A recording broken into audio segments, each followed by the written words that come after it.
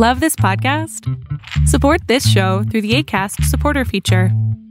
It's up to you how much you give, and there's no regular commitment. Just click the link in the show description to support now. You're locked in. Look at what we have here, folks. To the only show that matters. The cream of the crop. Duke loves wrestling. And there is no one that does it better than your host. I have come here to chew bubblegum and kick ass. The Duke. And I'm all out of bubblegum.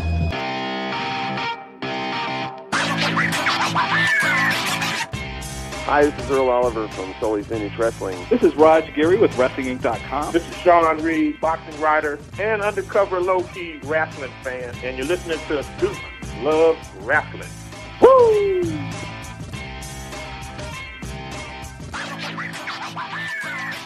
Welcome back to the Duke Loves Wrestling podcast, the show about pro wrestling and everything else. Hope everyone is doing all right out there, and I can tell you right now, it is hot. Oh, my God, it's hot. I say it all the time. I'm a winter baby. All right, my birthday's in December. I was born during a snowstorm. When the temperature gets past, say, 71, 72 degrees, it just becomes a problem for me. And on a day like today, when here in sunny Boston, Massachusetts, where we're knocking on the door of 90 degrees, oh, my God. Whew. Need some help over here. Somebody get me a popsicle or something, please. Like Richie's. You ever had Richie's slush? Do you folks out there know about Richie's slush? It's originally from the Boston area, and it is the best slush around. I'm telling you, you got to go find it. Italian ice, whatever you want to call it. I call it a slush. It's delicious. That's right. That's right. You know, folks, on today's show, I have a special guest returning, and somebody who not only is just a real special person because of, you know, his journey through life that he's documented on the show through the years, his walk with God.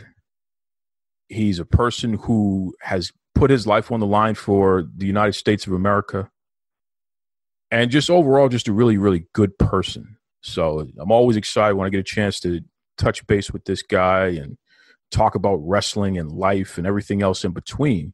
So let me not even belabor the point. Without further ado, welcome back to the Duke Loves Wrestling podcast. The man who is known as second to none, my man, Mr. Dejuan O'Neal. What's going on there, brother? What's going on, man? Hey, listen, that intro had me looking around for someone else. Had me hype. I'm believing to hype myself. I'm like, oh man, who's this guy? I can't wait to hear this.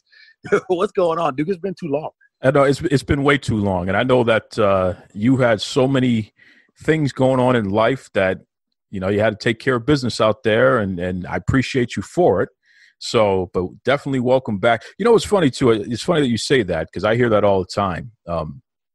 I don't think we are programmed to understand our impact on life and the true gravity of what we do and how important we are. So it is interesting when you hear somebody else, you know, whether they recite your bio or whether they just talk about their impression of who you are. It can be like, oh man, who are they talking about? Somebody else? Who are they talking about? It's, oh, you're talking about me? So I get it. I get it 100%, bro. I mean, it's crazy because I think that's by design of God, like that you're not cognizant of your contributions or everything that you do. You kind of just live your life. And if you're doing what you're supposed to do and you're on task, be that, you know, of your own, someone else's or anything like that, you're kind of just focused on getting what you got to get done. And it's like, I don't have time to check the scoreboard because I'm too busy playing the game type deal. For sure. And when we talk about playing the game, I mean, you are an independent pro wrestler. You are somebody who has, you know, been knocking heads, putting in the work, you know, doing the thing out there. And for a guy who is as jacked up as you are, you got that speed and power. I mean, just, it's amazing. When you look at the current landscape in pro wrestling today, did you ever imagine that you would see what we have right now where the majority of wrestling events that are happening, they don't have crowds. there are safety protocols and limits to how many people you can have in a venue. You know, if you worked on a wrestling card that didn't sell well, you may not have had that many fans, but now this is going to be the norm, no matter how well it sells. You know, we got to do some social distancing. So just your impression as an independent pro wrestler, what do you think of all of what's going on in this COVID-19 world here in 2020? Well, I think the only people that are really truly affected by this are people who didn't spend time on the indies. I think any indie wrestler could tell you there have been crowds of 2 people or of 10 people, but you still have to put the show on like you're at the Garden. That's Boston, not MSG.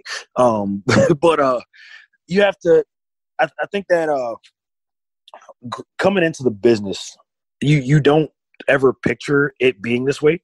You always kind of picture yourself main eventing WrestleMania or working towards that, or, you know, feeding off the energy of the crowd, you know, making a connection with the fans and things of that nature. But COVID has taught us what's necessary. I think COVID has allowed, or not allowed, but forced people to strip down all of the pomp and circumstance and the dog and pony shows and focus on what's absolutely necessary. And it's crazy because wrestling still remains an outlet for so many people, even with empty arenas. And then, you know, someone figured out, hey, what if we put trainees here? What if we put other wrestlers there to make the noise? And then it's kind of fun from a wrestler standpoint because you get to be a fan again. I don't have to worry about working this match. I can just enjoy the ups and downs. And I don't want to hear you talking about it back there. I'm just going to go out there and enjoy it. So I feel like the industry in itself may take a huge dip in bottom lines, but I think that the fundamentals of pro wrestling in terms of making a connection with people, it's forced we wrestlers to step our games up because there's no crowd to like feed off of. So as I'm watching it through a screen, I don't know what I'm quote unquote supposed to be feeling, if that makes any sense. No, that makes perfect sense. And you're absolutely right. It's like you said, the folks who did not have to go through the indies, they may not be used to this. They're so dependent on these large crowds at these arenas and what have you that they're still trying to play to a large crowd as opposed to focusing on the camera. You know, the crowd is through that little screen there as opposed to in the building. And it looks kind of silly at times. I got to be honest with you. As somebody who watches it on TV, it looks silly to see people waving at the crowd that doesn't exist. So that's something crazy. You know, Dejuan, you're somebody who you've worked all over the country. You have paid your dues in indie wrestling, and you've met a lot of folks, a lot of big names, a lot of smaller names. You know, the consensus is that you're a good guy. That's the main idea. What do you think of this Me Too stuff and everything that has gone on with speaking out? You're noticing folks are talking about some of the negative aspects that have gone on within the pro wrestling industry for years, sexual harassment and bullying and all these things all rolled up into one. From a general standpoint, what's your take on this appetite to put it all on the table and openly discuss it? My initial reaction, bravo.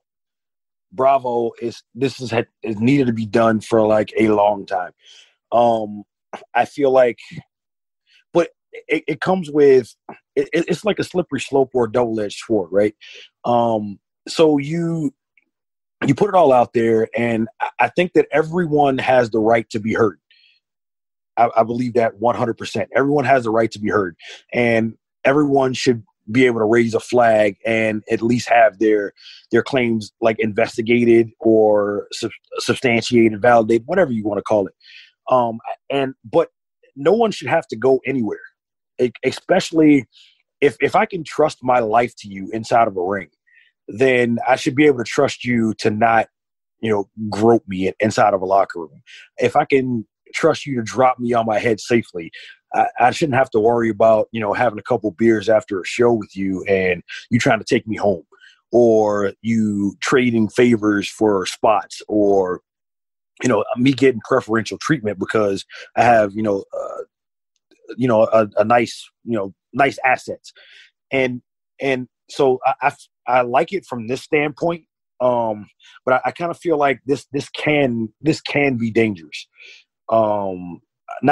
And don't get me wrong, I am not victim shaming or anything like that. I stand with those people. I have close friends who've been affected by it, who have been victims. I just feel like it's a slippery slope to go down. So we should, victims, if you're a victim, speak out 100%. But I feel like that we as a whole should tread lightly, like down this path, and everything deserves a proper and thorough investigation to be fair to everyone, if that makes any sense. No, it makes sense. And especially coming from you. I mean, you are a veteran and you're somebody who, you clearly have sworn your allegiance to upholding the Constitution. Everyone is innocent until proven guilty and all that great stuff there. So I understand what you're saying there. And yes, I mean, we've had conversations. You are close friends with a lot of the, victims. I prefer to use the word survivors who have put things out there.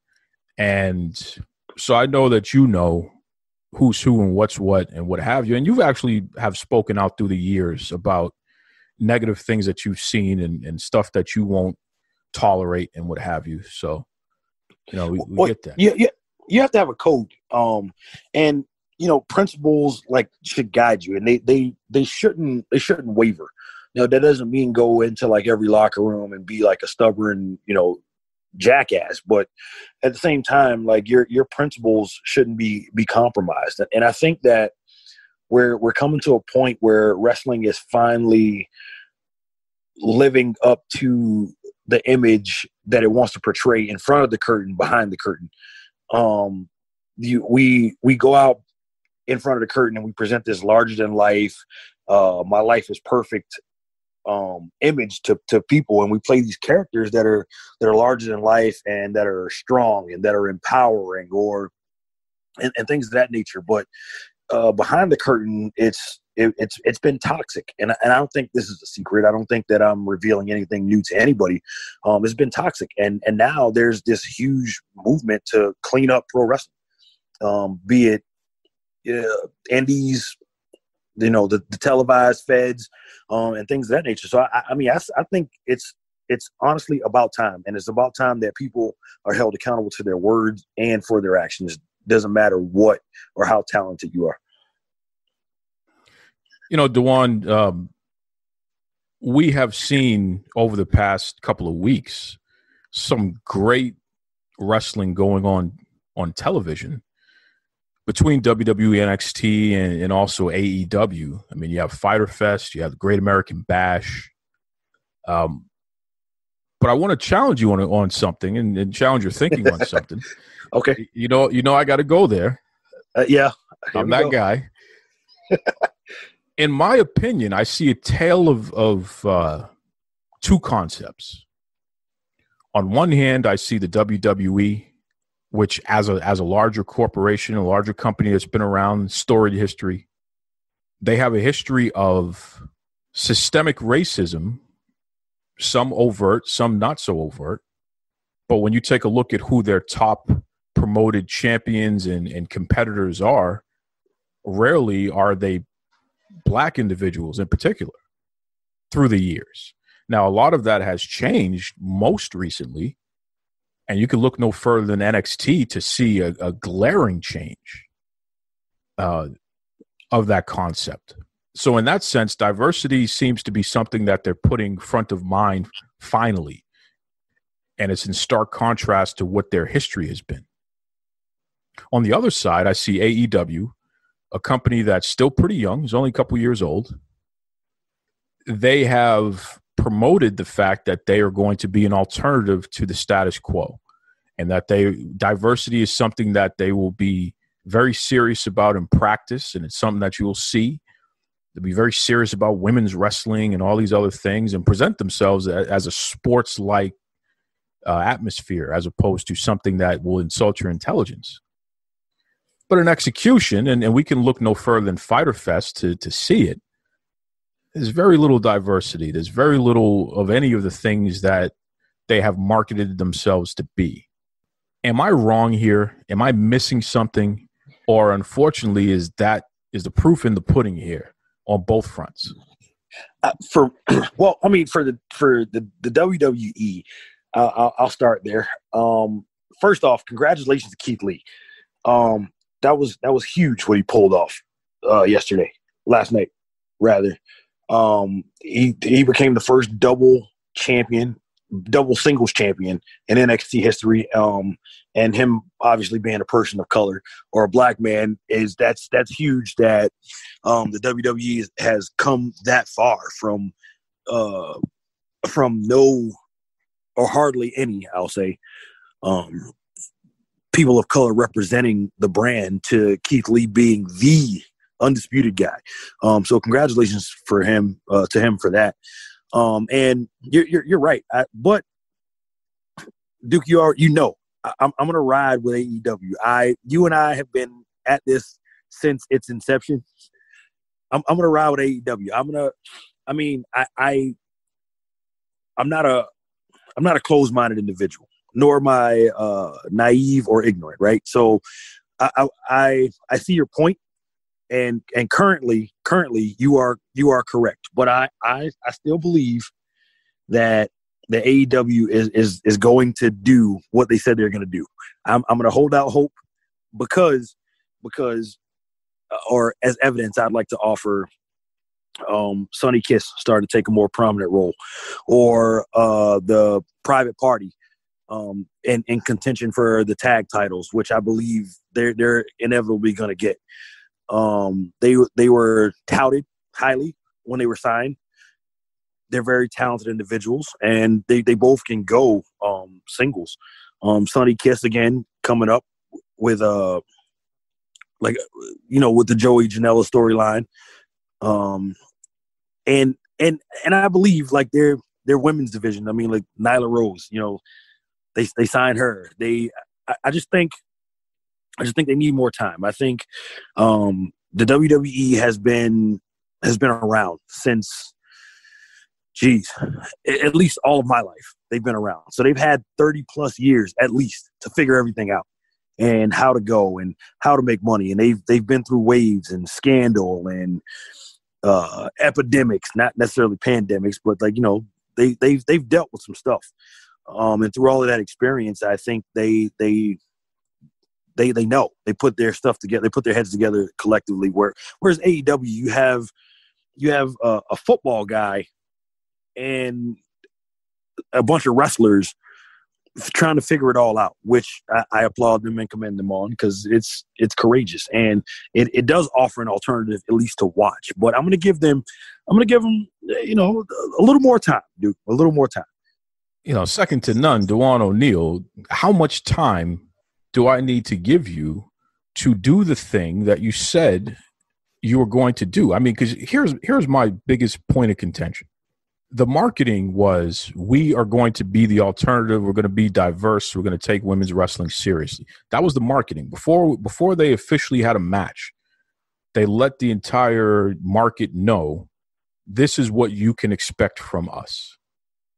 To date, it's really not happening. And I'm going to zero in on something in particular. Black male singles wrestlers.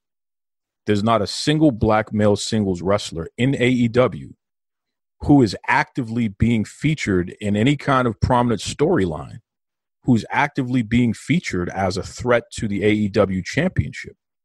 There's not a single black male singles wrestler in AEW who has gotten as much television time, as much marketing from AEW through their various social media networks.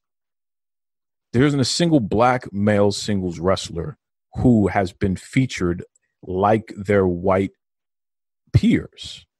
Jungle Boy, Orange Cassidy, and Darby Allin. These aren't big names. These are guys that no one really knew about. And I'm not talking about the niche wrestling fan, but nobody, the average wrestling fan did not know who these guys were before AEW started. So they've been built. Luchasaurus. They've been built by this company.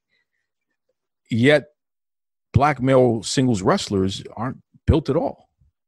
So how much time are we supposed to give before we can hold them accountable and say, hey, what's up? You're still not doing this thing that you said you were going to be doing. What's up? You don't you don't think that Scorpio Sky is being moved in position to do that? Scorpio Sky, at this very exact moment, has had less television singles matches than his partner in SCU, Christopher Daniels. And he's not in an active storyline or feud with any one in particular individual that's featured on Dynamite on a weekly or even bi-weekly basis. Yeah, but they just moved him into like the quote unquote singles division. Right. I mean, and isn't that my point? No. What I'm saying is, that's my point. They're moving towards it, right? Scorpio Sky is going to focus on the singles, and Christopher Daniels and Kazarian are going to do the tag thing, right? And this was announced, put over the via commentary about maybe 2 or 3 weeks ago, maybe. And ever since that happened, Scorpio Sky has been undefeated. He's had sustainable non-squash matches, giving him like the TV time. He's got like the individual music. Like I feel like he's on the way. But other than that, like, who do you have? Who do you have on the roster? Which, I mean, that speaks to your point. I get it, but like I'm just saying. I just think, and not to mention, like, yes, I'm going to play this card, COVID, but the coronavirus. I mean, it slowed like a lot of things down, man.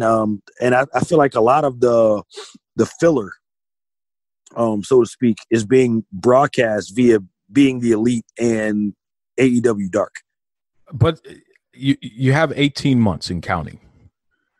You need more than 18 months to actually deliver on this quote unquote diversity that you touted before your first event.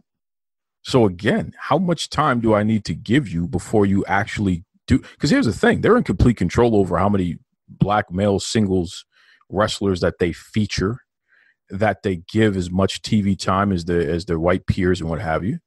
They're in complete control over how many women's matches they feature on television on a weekly basis, which for some reason they can't seem to feature more than one on a consistent basis on Dynamite.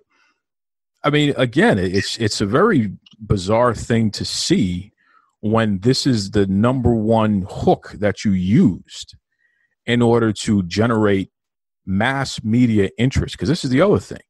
They've gotten a lot of press about being this diverse company and all this other stuff, yet there's no equity within their diversity.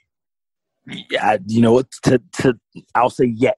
I'll give them like another 6 months before I write the book or close the book on them. But I feel like, I mean, you know this. There's a difference between idea, conjecture, and practicality. You start to brainstorm. You're like, hey, this is going to be this mass phenomenal thing. And then you realize, hey, wait a minute, this is going to be harder than I thought it was going to be.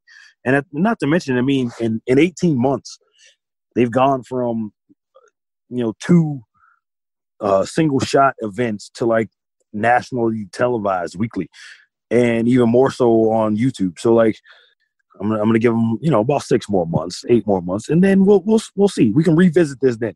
Second to none, Dejuan O'Neal, you are the eternal optimist, so I appreciate you. You're always looking on the bright side of things. The glass is definitely half full. It's never half empty for you. So I appreciate your line of thinking on this. Let's take it back to last night, night 2 of both Fyter Fest and Great American Bash, and the tale of 2 main events. So at Fyter Fest, you had Chris Jericho taking on Orange Cassidy, which was more of a personal conflict type of match. There was no championship or anything up for grabs per se. It was just 2 people that have an issue with each other, a feud that's been built, right? But wasn't that the original main event for that was supposed to be Moxley and Brian Cage, I think, right? And then something happened with Moxley where he had to pull out until like next week? Yes, Moxley, he is under a quarantine because of COVID-19 concerns. His wife has contracted COVID-19, Renee Young, and my best to the whole family there. Hope everyone's doing well. But yes, so in place of the main event, right, your number one match for the entire special event, Fyter Fest, is a match between two individuals with nothing at stake other than a personal conflict. Okay. So on the other channel, you have Keith Lee, the guy who was already the United States champion, and he's taking on the NXT World Champion, right? He's North American champion, right? North American champion, excuse me, and he's taking on the NXT Heavyweight Champion, right? Yep. Adam Cole, baby, a person of color in the main event for a championship during a special event. And the week before that, you had Sasha Banks taking on Io Shirai, two women of color in the main event. So it goes to question. Hey, you know what? I got nothing for that, dude. That was equity. All I'm asking for within this quote unquote diversity is equity. And when you can't even put people of color for your top titles and in your main event and give them storylines, so where they're developed and built and there's a story being told, this person is a threat to the main prize in the company, what am I supposed to think other than you're not delivering on what you're marketing? I mean, yeah. I mean, but you're smarter than the average bear, though, Duke. So, like, I don't know. I feel like it's too. They're still too early in the game to be this harsh.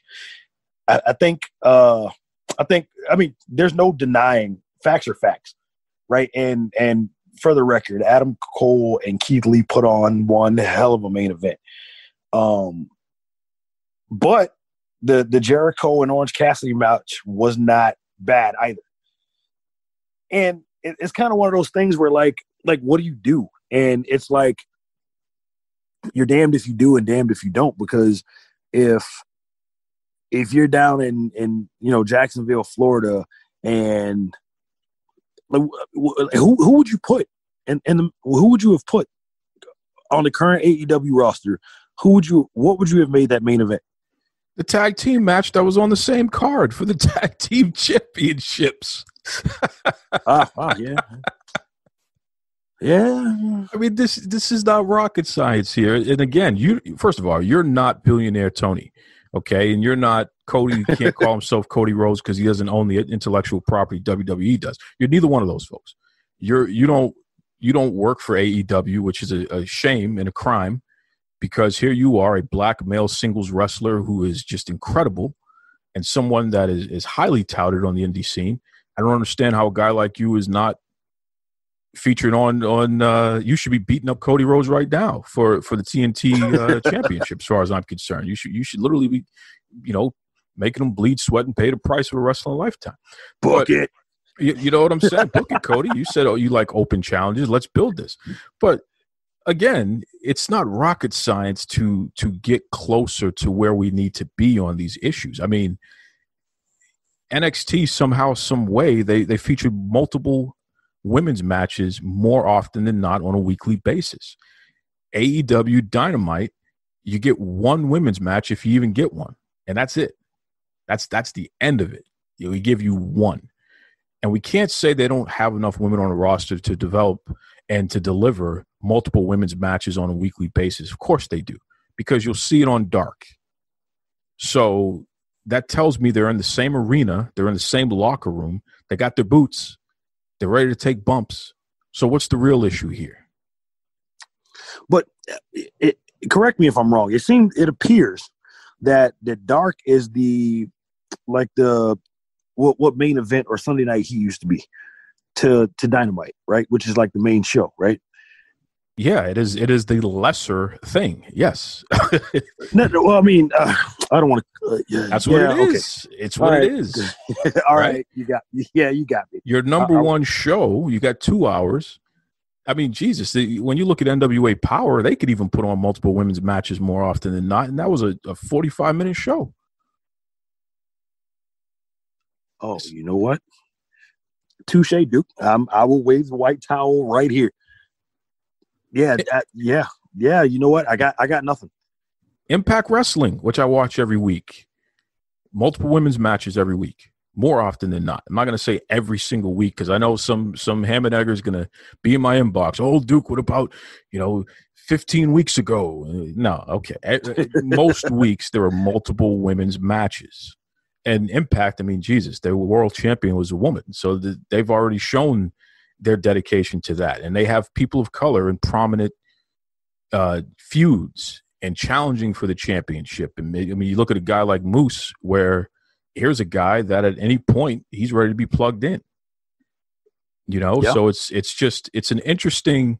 I don't understand why this self-inflicted avoidance of equitable diversity continues to go on in that company. And I call them out all the time. And to your credit, Dejuan O'Neal, you've spoken to me about it and told me to cut it out and stop picking on them because at times maybe I'm not being balanced in my criticism. And I accept that from you. I mean, you tell me the truth all the time, so I get it if I'm going too far. But there is something there. There's some smoke there. I don't know. Maybe there may not be fire. I haven't been inside the building yet, but there's definitely some smoke there. I agree with you. I let's be clear here. I'm a huge advocate, obviously, of like diversity, and that means more opportunities for people that look like me, right? So, but I don't know, man. I'm not sure what. It's hard for me to speak on or criticize without knowing what the actual plan is, kind of deal. And be that military training, call it me being calculated. Like I'm not sure what the reason is behind my method of thinking behind that, but I don't know what the master plan is. So it's hard for me to say, hey, there's not happening right now because it could be on the way, and no one knows. So let me ask you this: are you available if you got a call today that says, "Hey, listen, we need you next week. We want you to be in a feud with Cody Rhodes. We want you to be in a feud with the AEW champion Jon Moxley once he's all cleared, of course." Second to none, you are a black male singles wrestler. You are well-trained. You are a military veteran. You are a family man. You're a person who doesn't have any issues in the locker rooms or what have you. Literally everything that we need in a pro wrestler. Would you make yourself available to be in a spot like that? Absolutely. Absolutely. Well, listen, if they told me they needed me next week, I was on the plane yesterday. Like, are you kidding me? Listen, and Cody Rhodes, I know you're listening because that's what you do. You're waiting to hear the next negative thing that Duke Loves Wrestling is going to say about you. And let me say something about Cody Rhodes and also about his wife, Brandy, who I have a tremendous amount of respect for, by the way. I think Cody knows the right thing to do. And I think in his heart of hearts, he wants to do the right thing. I think that there are so many cooks in the kitchen, especially old school cooks in the kitchen, who continuously give him reasons not to do what he knows is the right thing to do, and they use their experience as justification. So in the end, you get a product that is very much status quo, as opposed to what you see on the other side in NXT, which is just, quite frankly, it's a major promotion catching up to the indies. And for people who aren't educated enough to know that on the indies, diversity and what have you has been happening. I mean, you've been on plenty of cards where that's the rule. It's not the exception.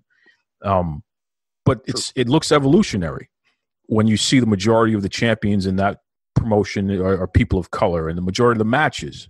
Every match last night had a person of color in it. Yeah, every match. And I think I saw something today. They said like the WWE had 8 champions of color. Yes, and that's off the top of my head. There's less than 20 champions in the whole company. So I mean, that's almost half their champions. Yeah. There's something to be said about that. And the WWE, listen, I will forever call them out for their history of systemic racism, their history of sexism. I will call them out till the cows come home on that. But if you're the new kid on the block, I don't feel I need to give you time because you've gotten something that the WWE never had. You had an opportunity to see what not to do. You had an opportunity to figure out all the ills and the wrongs. So why are you participating in status quo as opposed to the changes that you claimed you were going to deliver from day one? That's it. Dejuan, switching speeds for a second here, because something that's more important than anything that we've talked about thus far. Congratulations, you and you know your lovely lady there. You're officially parents, and you know you have a new child. First of all, how's fatherhood treating you? Busy. Busy. Thanks for the congratulations. Yeah, it's busy, man. When he's awake, you're trying to play with him and get him to smile, changing diapers, changing clothes, wiping drool.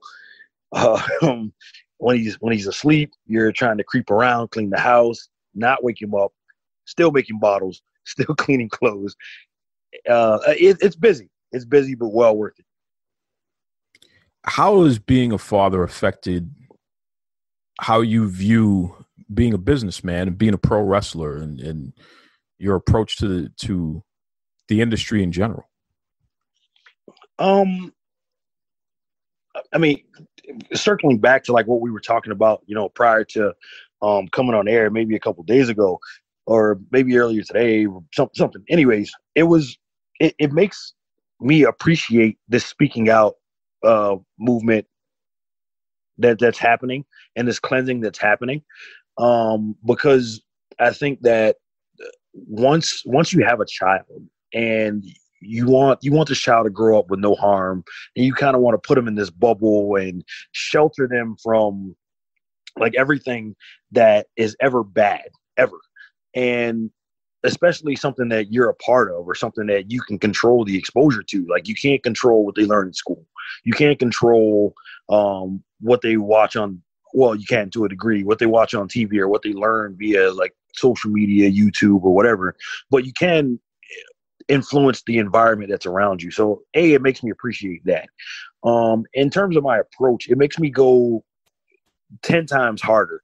Once like COVID clears and things of that nature, you're going to see me 120 times turned up from what I was. Like, the fire that I have in me to succeed and be on a world stage and to make money and to leave a legacy for this kid, man, is going to make my previous approach look lackadaisical, for lack of a better like phrase to use. But it lights a fire under you like no other, because you know when he's of age to watch wrestling, like, I probably won't be able to physically do what I'm able to do now. Like, I may still be around the game, maybe I won't be, but you want to put on tape now and record now and make him proud now. So when he's 12, 13, 14, 15 years old, he can walk down the street and be like, hey, your dad was the man.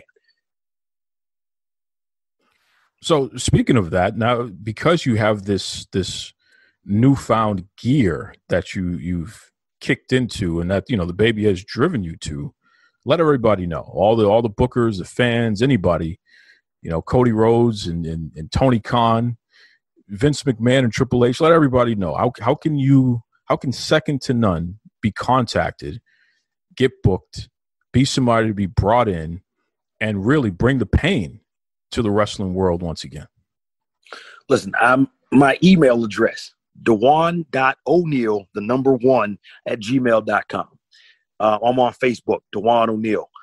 I am on Instagram, Dejuan O'Neal 1. On Twitter, Dejuan O'Neal 22N. And YouTube, Becoming Second to None, which my last couple episodes, Cody, have been me campaigning for a tryout from AEW. So yeah, that's all of my like social media. It's all my name, Dejuan O'Neal something. And if all else failed, just Google. I think I've made it to the point where I'm on the first 5 pages if you Google my name. So, I'm on the first page and I own the first 5 pages if you Google my name. So, I'm making waves now, but that's nothing compared to what you're about to see. Even if COVID does not open back up or fully open everything back up, you're about to see more of me. The market's about to be flooded with second to none. Spell that out for everybody, please. Your full name there. That is DejuanOneal.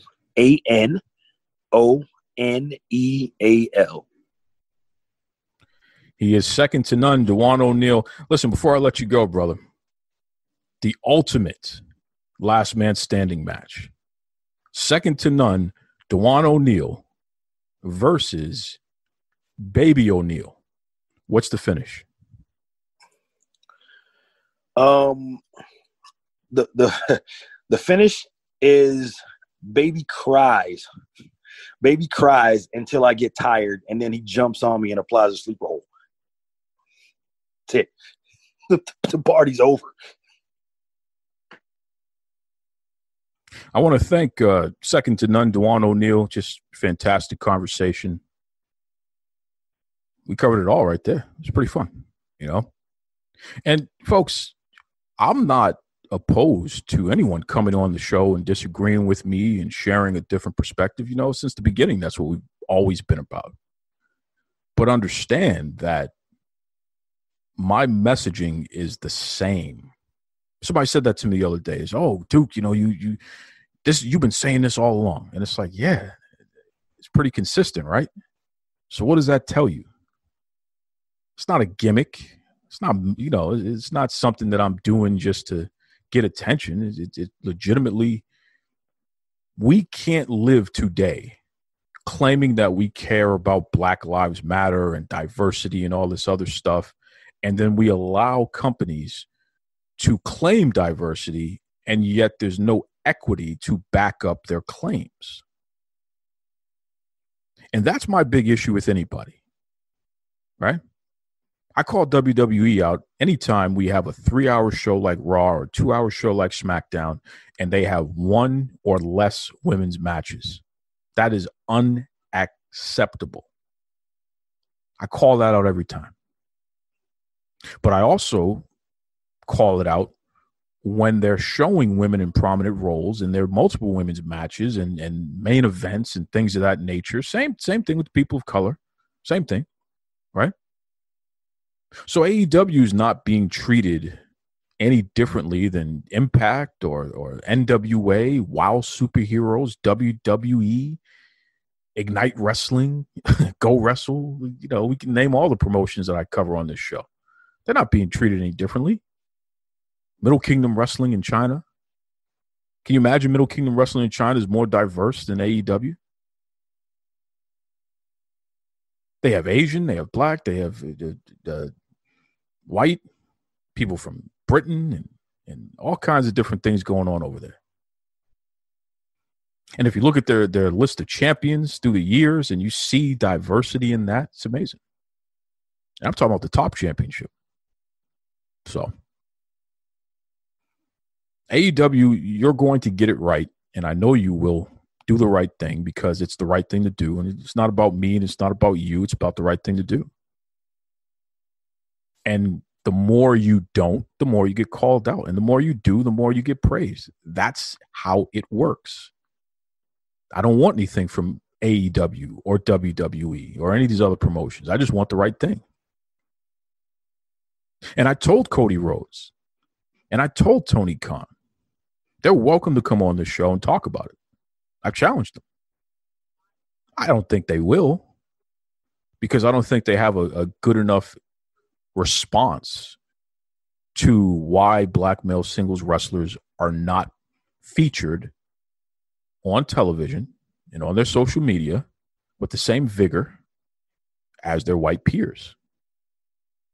I don't think they have a good enough response to one women's match per week on Dynamite more weeks than not. I don't think they have a good response to that. I think at the end of the day, They don't want to talk about that right now. But they have to. And the way that they can talk about it right now is fix the problem. It was incredible to see Keith Lee at the end of the Great American Bash with the American flag in the background and the streamers holding up the NXT World Championship and the North American Championship and everybody cheering him. You look at all the folks in the NXT crowd who, you know, they're the Performance Center wrestlers and what have you, but you just see so much diversity in that. It was incredible to see. We need more of that and less Chris Jericho versus Orange Cassidy for no championship, for nothing other than whatever personal conflict they have as a main event for your what should be a pay-per-view. That's the best that you could do when you had other matches that you could have put in that spot. Come on. That's self-inflicted. Quite frankly, it's unacceptable. So it is what it is. Listen, folks, be kind to yourselves. Be kind to others. Until next week, take it away, Tony Schiavone. Mr. Tony Schiavone, and we're desperately out of time on Duke Loves Wrestling.